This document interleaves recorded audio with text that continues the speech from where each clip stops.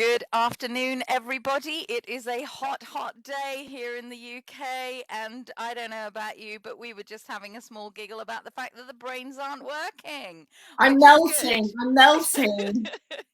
So, my name is Helena. And I'm Kelly. And we are Speaker Insight, where we help speakers, authors, and coaches to build a portfolio business on your terms. And today, we are really introducing everybody to the new rules. Certainly, as they stand here in the UK, I'm aware that in other places this may not be as true for you as it is for everyone. But over And it might time, change next week.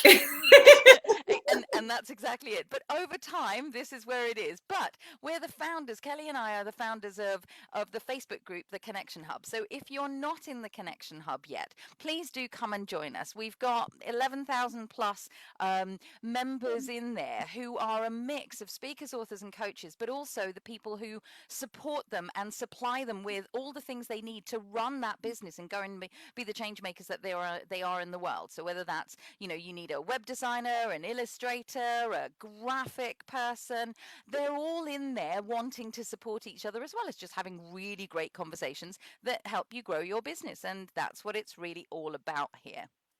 And we go live here on the page and in the group and in our membership group at 1 o'clock every Tuesday. Even when it is really hot and we feel like we just want to be in a swimming pool. Instead, we love you guys so much that we'll always show up for you. Even though majority of you will watch us, I can see there's some of you watching now, but majority of you watch on the catch up because we've got a worldwide audience. So if you're watching live, say hi, say where you're watching from. And if you're watching on the catch up, then put hashtag replay in there and tell us also where you're watching from, because we love to know where our audience is. We We'd really, also really love do. to know if you're running a live event, right? If you're thinking of running a live event soon, an in-person event, then tell us about it. We're more than happy if you share it, a promo link in the comments of this live, to tell people about what the event is and what the link is. We'd love to hear from you. So, as usual, though, whilst you are joining us, and some of you don't go away, it is actually still going to be useful and entertaining for you. Just because it's something you need to know doesn't mean you get to go away. I say that because there were 5 people watching and then it dropped down to 3. So I'm like, no, come back. Particularly because whether you're watching this on the hashtag replay or whether you're watching this live, tell us what the buzz in your business is. We want to know what's exciting, what's enticing, what's happening. Are you, exactly as Kelly said, have you got an event coming up? Come on, put the link in. Be brave and show the way. Here we go.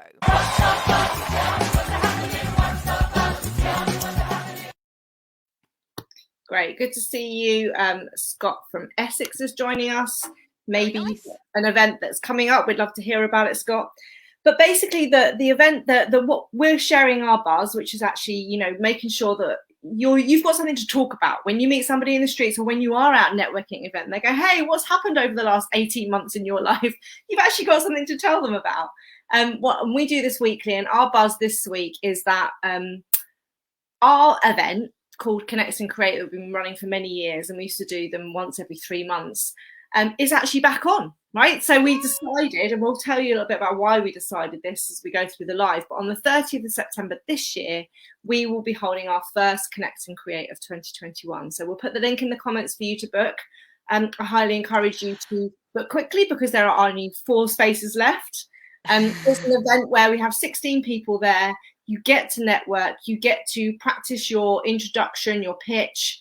You also get some time with Helena and I to work through a coaching session, and you just get to network with some great people in a really relaxed, COVID-friendly, and safe environment. That's it.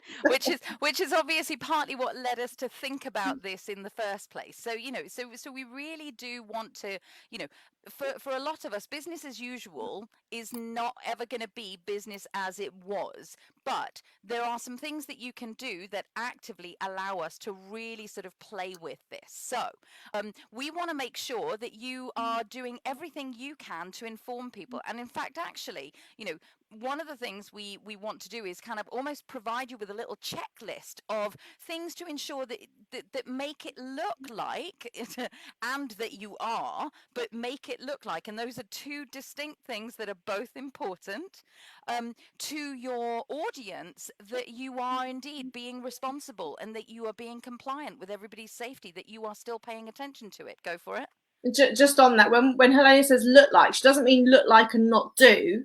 She Yeah. means look like by giving people peace of mind, because you're being blatantly obvious and Yeah. marketing how you're doing it, not as in look like, but actually not actually following Not through with that, because Don't that worry, might I was come coming across on. that I was way. like, let me get a word in edgewise, because here's what actually kind of happened for me this yesterday. Because yesterday here in England, certainly, I know it's not the same in Scotland, but yesterday I got an email from McDonald Hotels, and it was a really well balanced email that actively said, sort of, whilst there's freedom and we're excited to invite you back into our venues, and is it time for you?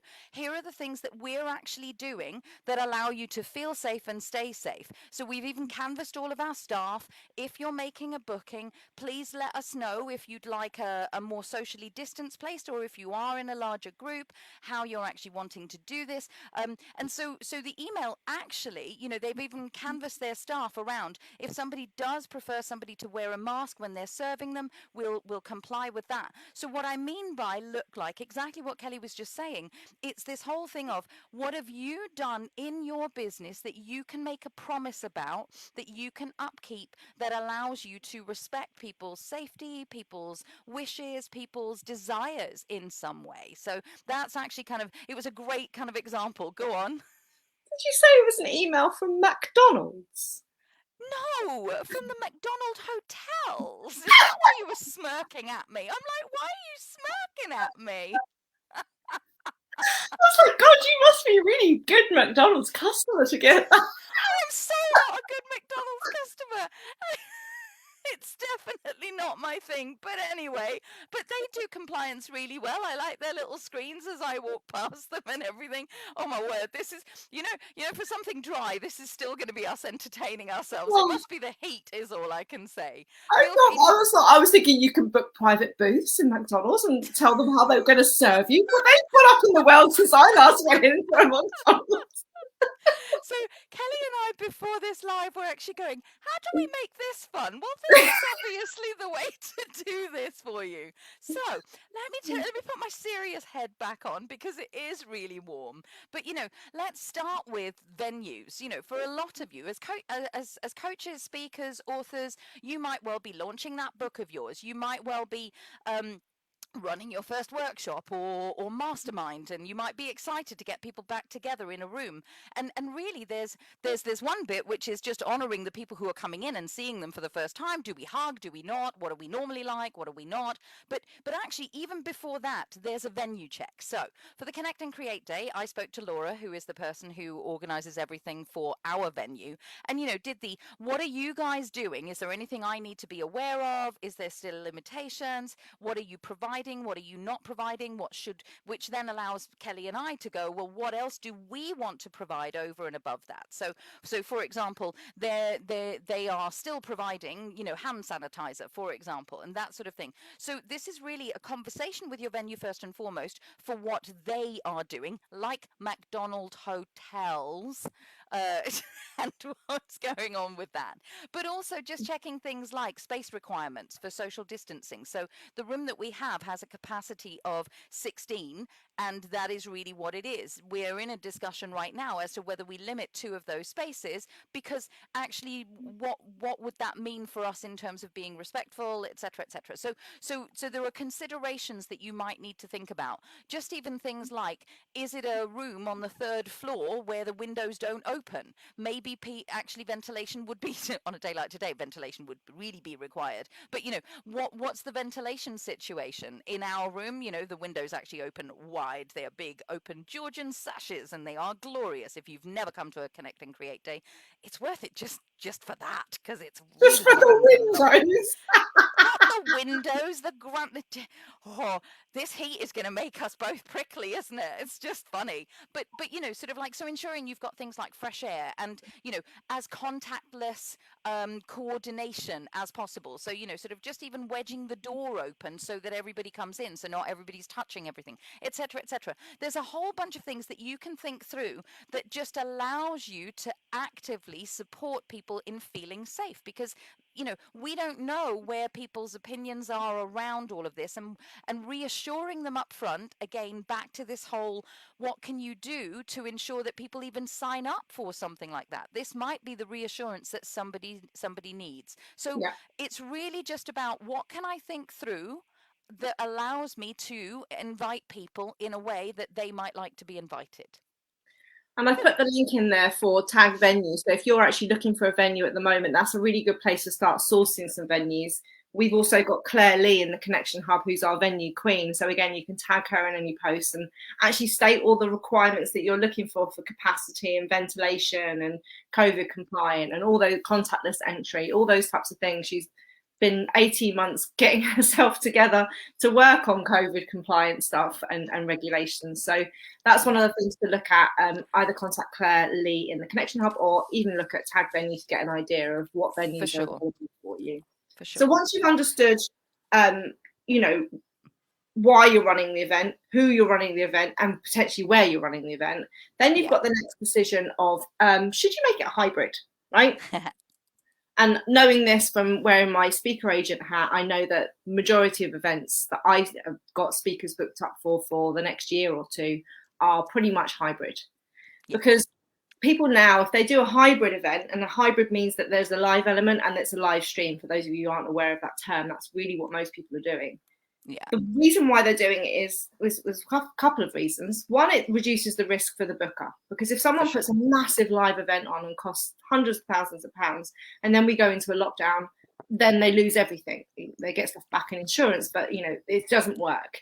If it's hybrid, they could move it all online and therefore still run the event. Yeah. Also, the other reason doing a hybrid event is it gives people choice. So for people that go, I don't feel comfortable yet going and being with people, they can still have the event and be from the comfort of their own home. I've seen it open up people's audiences and expanded them, right? I'm the trustee of the College of Public Studies, and we've had a much more international audience since our courses have been online than normally our avatar would be within the M25. So it's just, we've actually increased our participants, and it's just really expanded our avatar. Yeah. So it gives your people choice, it helps you mitigate risk of losing everything, and it expands your audience. So for most people, they're like, hey, well, why wouldn't I do a hybrid event? Yeah. Plus, it's not that easy. It really isn't. It's like, there's a lot of planning that has to go above and beyond running a normal event, and we have done trainings on how to run a successful event. Go and have a look in our guide section in the Connection Hub for that. But there's also an art and a skill, right? So one of the things you've got to think about is, what platform would you use, right?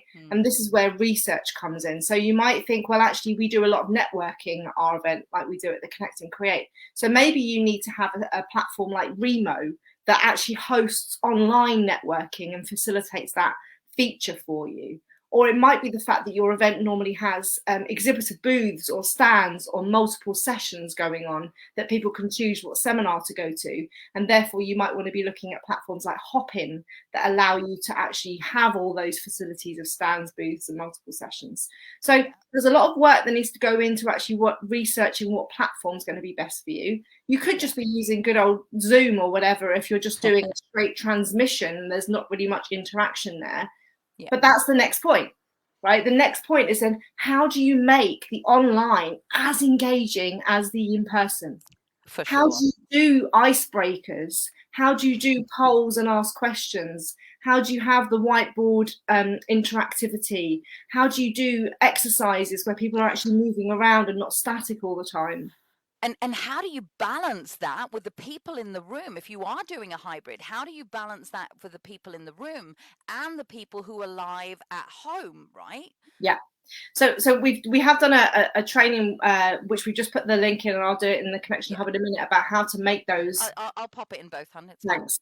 How to make those virtual presentations more engaging, because it's an art, right? And we were interviewing somebody who's a specialist in improv there, but there's lots of icebreaker ideas and stuff in that understanding.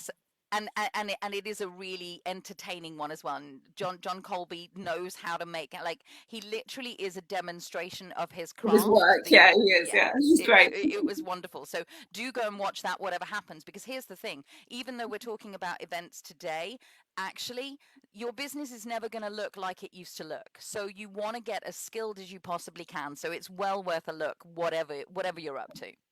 And then going back to Helena's point about managing the dynamics of the live people and the online people, this is something to consider: is, are you going to treat the people that are there in person a bit more like a VIP, right?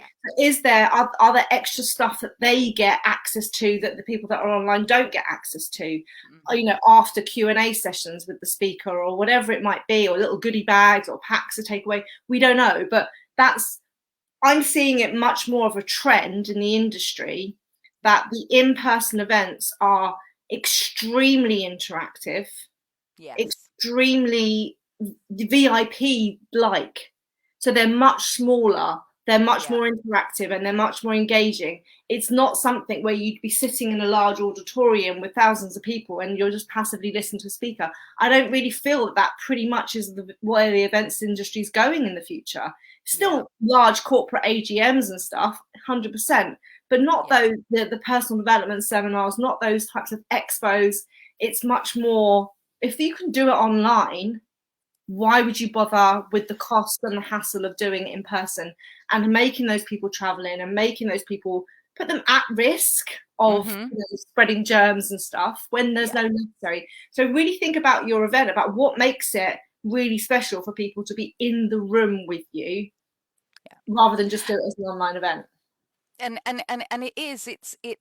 it really is. I mean, and we've done a lot of this in our membership, in Changemaker Central. You know, one of the things that we have really been talking to people about around running and managing their speaker, author, coach business is the, how does your business model actively shift and change? So you might actually do a so I'm going to use hybrid in a slightly different term, but you might use a mix, let's say, of, you might start with some online things and then have only a couple of pieces, where before you might have done the whole thing as an in-person thing. You might actually now, and you've probably switched it to be all online, which may or may not be as useful as it used to be or effective.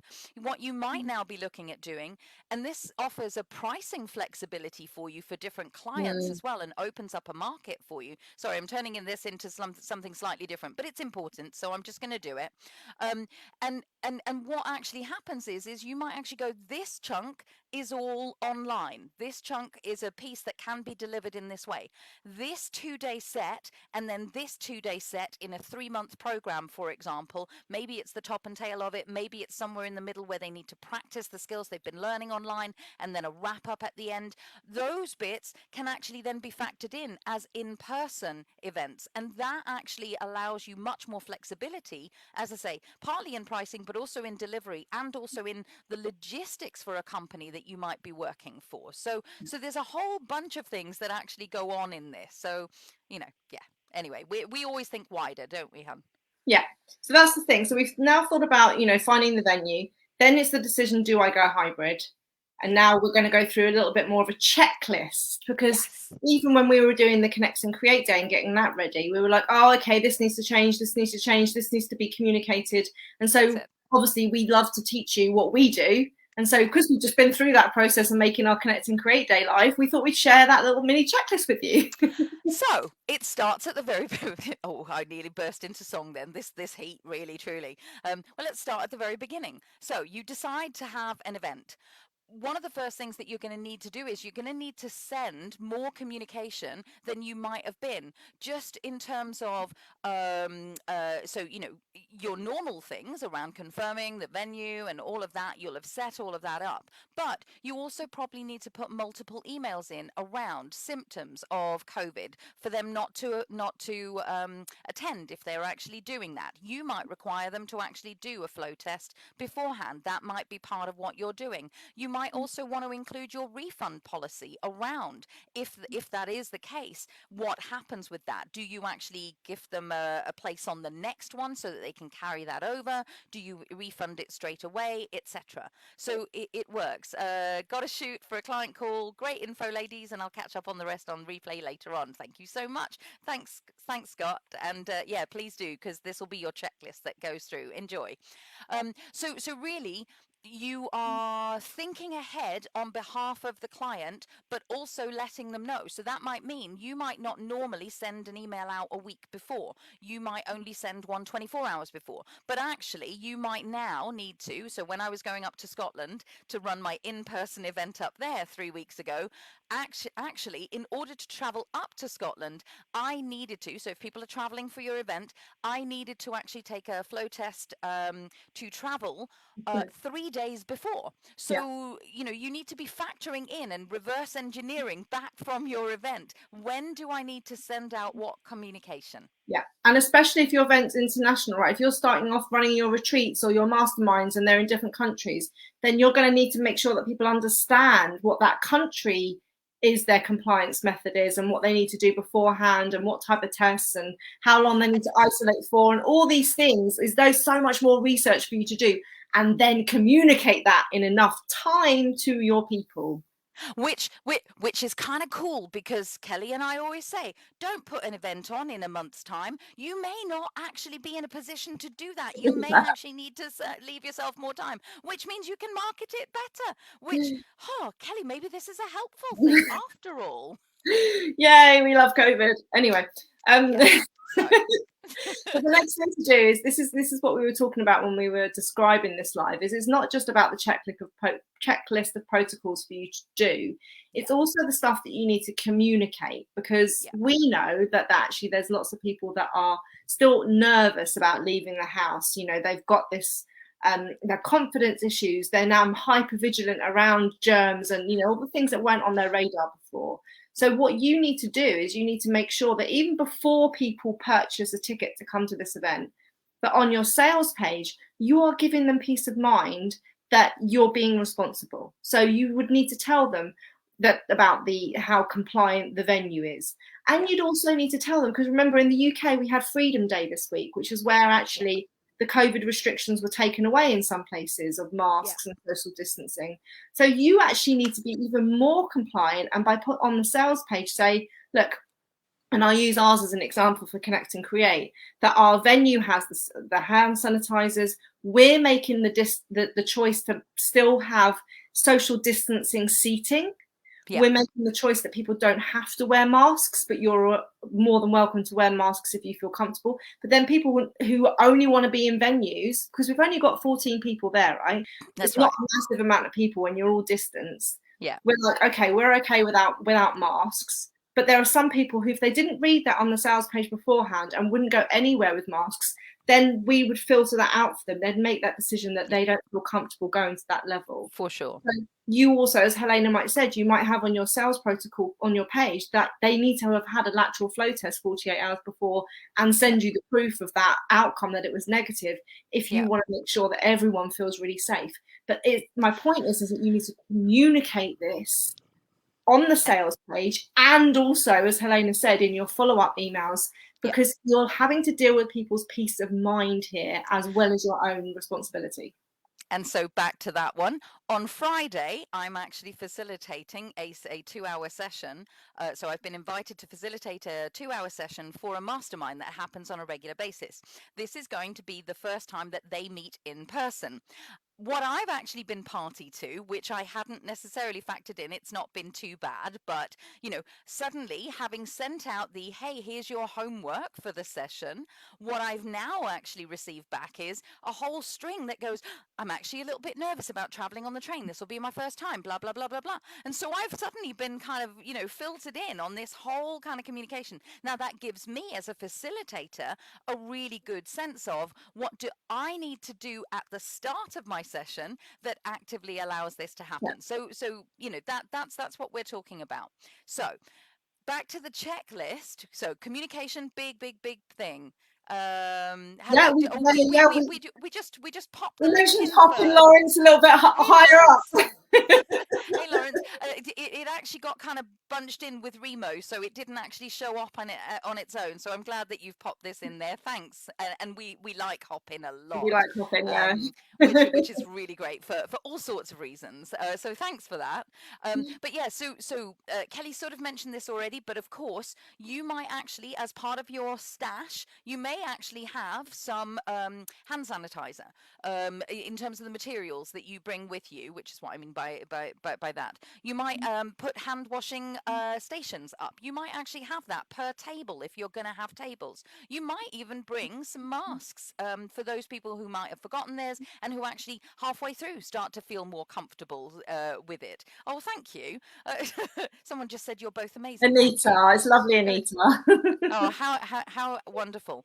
And the thing is that, sort of, really directing people to where they can wash their hands on a regular basis. Where are the loos? It's important to tell people that anyway, but for different reasons now, you might want to make sure that there is actually access to that, or indeed that 60% or more alcohol-based sanitizers, so that you make those available. So there are just little things that you might need to make sure that you have, that you bring, that you would normally bring. Another one would be if you are actually doing refreshments, and certainly did this at a little thing I ran last week. I actually have been doing quite a lot now I think about it. But interestingly, we did tiny packets of nuts rather than a bowl of nuts. Yeah. So it's just I just tiny little things, right? really interesting from a I know that my speaker agency Joe did this in one of our industry reports this month, is actually a buffet style food in corporate events is pretty much a no-go now, right? So that's a massive loss for catering industries. Yeah. That they used to, people are saying, well, it's great because there's always so much food wasted at buffet styles, but now actually the people that have got pre-packaged lunches and they order what they want and only what they want to eat, actually is better for waste, and also it helps with contamination and things. But that's one of the big changes, and we won't be doing at the Connect and Create Day the big bowls of popcorn and nuts and cakes on the table, because again, that's something which is, when you want to reduce the risk and people's peace of mind, you've got to think, was that an important part of the day, that if that went, people are going to be disappointed, or do we just communicate that people bring their own food? So I think that's another thing to think about, is actually, do you need any additional help on the day? Right? So you might actually have somebody that's designated. I mean, in corporates, you have COVID officers now who are there to enforce some of the things that are needed. So if you're saying masks are required at your event, maybe you have somebody that makes sure that the actual people around the venue are keeping those masks on. You might have somebody who's responsible for, I know it sounds funny, but cleaning doorknobs and light switches in between breaks, right? Just to actually wipe things down. Because, again, when people see this going on, they start to relax a little bit, and they think, okay, I'm all right, it's safe, it's clean, they're on it. But you might actually think you need extra staff for your venue, because you can't deliver what you used to deliver and have hybrid going on and be cleaning doorknobs. Because really, your job is to be present for them. So how do you best be present? It might be that you need another presence in order to actually do that. Another one is, I'm sure we've all kind of experienced or at least seen, being temperature checked on doors. So if that is something that you want to do, actually your business might want to invest in a temperature checking device. They're as inexpensive as around about 35 to 40 pounds. So it might be that that's another reassurance that you might want to do, that on a regular basis kind of works with it. So that's another one. Tester.co.uk, you can actually go and kind of have a good look at them. Cool. They got a good URL, didn't they? Yeah, they did. They really did. Well, they obviously test many other things. But okay, I was going to say. And if you put in temperature check and tester.co.uk, you'll find them. I was thinking they got on that quick. Anyway, so like the doorknob scenario, you want to reduce contamination as much as possible, right? So, for example, don't have shared pens that people can actually just pick up. Oh, this is going to be awful for Helena's vision board workshop where she gets all of her markers and all of her I tell stationery you out. what, I'm having a nightmare with that. I don't even go there. I want to run one in September, and I just don't know how. I was at the theatre on Sunday, I think it was, and when you're not using the app, you have to sign in and put your telephone number for track and trace. And what they had there was a box of pens for you to do, and then a box of, like, when you've used the pen, put it over here so people aren't using the same pens, but just basically don't have things that are this is just for germs generally. It doesn't have to be for COVID, so things can't be contaminated. So as Helena said before, are you using contactless registration? And when you get there, is it the fact that your people are scanning in QR codes rather than actually having to give over tickets? Or contactless as much as possible. Keep those doors open so people don't. I've got an obsession with doorknobs today, but they don't have to touch the door. I'm saying nothing. Oh, I'm going crazy in the heat. But don't touch the pens, don't touch the doorknobs, don't touch any entry. The more that we can be contactless, the better for people, and just be thinking about these types of things. I'm going to get off my knob jokes now. Yeah, do. I'm just going to talk about track and trace instead. Let's actually do that. So, obviously, at the moment, the way that things have opened up again here in England, there isn't a necessity for you to do track and trace, but you might still actually want to log your event as a track and trace event, and then you have, ensuring that your delegates know that you will contact them if anyone does test positive for COVID after the event, so that they can self-isolate. You can make that available to them as well. I realize that as we're going through this checklist, you might all be going, yep, not touching that with a barge pole, thank you very much, for a little while, and that's actually part of the business model, or the decisions that you need to be making, which is partly why we wanted to do this, because you are running a business, and you are running a business with ever-changing circumstances that will go on. So there are some things to consider. All of them are completely doable if you leave yourself a little bit more time than you might normally have left yourself, and to not make the assumptions that that you would normally make. It's not business as usual and just grabbing the checklist, if you have one, of the event. Like I obviously, for my vision board, sort of like workshops, have a whole checklist that goes on, and I know everything to do, but that needs amending in the face of everything that we've just talked about. And the same is going to be true for you. It's also on that point about, if you're not using track and trace, it's also about data, right? You're responsible for that data. So whether you're using track or trace or not, good point, you're capturing the name and the details of the people that are at your event. If somebody then lets you know that, 24 hours later, somebody has got COVID, it's your responsibility to email everybody at that event to tell them that they were in a room with somebody who's now tested positive and that they need to self-isolate. This is the responsibility part, so that you are being a responsible business owner and obviously helping with the pandemic. So, it's also looking at, well, how am I storing the data, GDPR, how all these people tagged in my CRM system, they came to that event. So it makes it really easy to comply with what needs to happen afterwards. So really, as you said, COVID's working in our favor, because we're just making sure that you're getting a lot more systemized and thinking about your event. So everything we do to help speakers, authors, and coaches to really manage and grow and scale their businesses by putting the foundations in, because that's what we're all about. Actually, we're finding this quite helpful. The thing I want to get across, though, is we've just gone through a little checklist of you, and then hopefully you've started to think about things, or you started to go, no, not in a million years, or yes, I hadn't thought about that, or I haven't communicated that. The thing is that whatever scenario, we want you to check in with your audience first, right? Yes. We did this, I think it was a month or two ago. We did a post in the Connection Hub, and we said, look, guys, what's everyone's thoughts around live events? If we were going to do an event in September, how many of you would be up for it? How many of you would want to physically come to one of our events? How many of you prefer to actually join online or do a hybrid? How many of you are not confident about leaving the house at all on any circumstances at the moment? And we did this poll. It's probably still in the announcements post of the Connection Hub. And what we found is that actually the majority of our audience were like, bring it on. We haven't seen you for 18 months. We wanna be in person. We want to be with other people. We're human hungry. So give us an excuse to do this. So that's when we decided, okay, we'll put the Connect and Create on day on in September, because our audience wants it.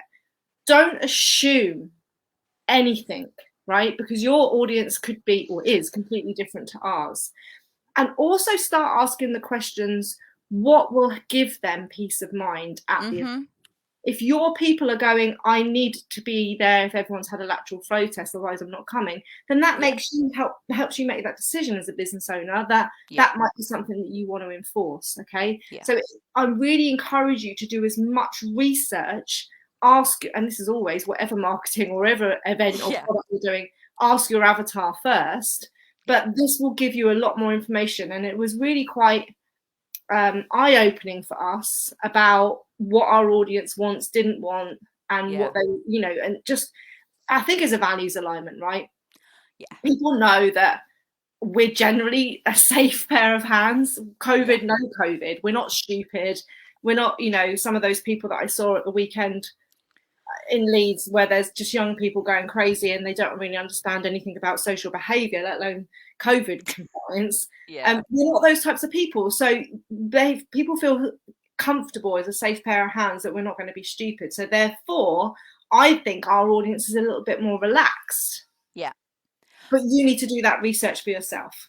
You absolutely do. And here's the thing. So when you are actually doing it, just even things like knowing your audience well enough. So the workshop I ran up in Scotland and we were still in Yeah, you full are. on kind of enforcement, right? So we actually had double, so here's a neat little trick for you. So I will just say this.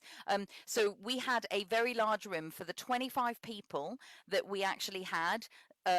I had booked a room that would cope with 50 people, just so that, for 70 people, because of course there's always a drop off of people who don't show up, and there were some of that on the day. But what we did was we actually had it seated. They weren't on tables because that was a no-no at the time.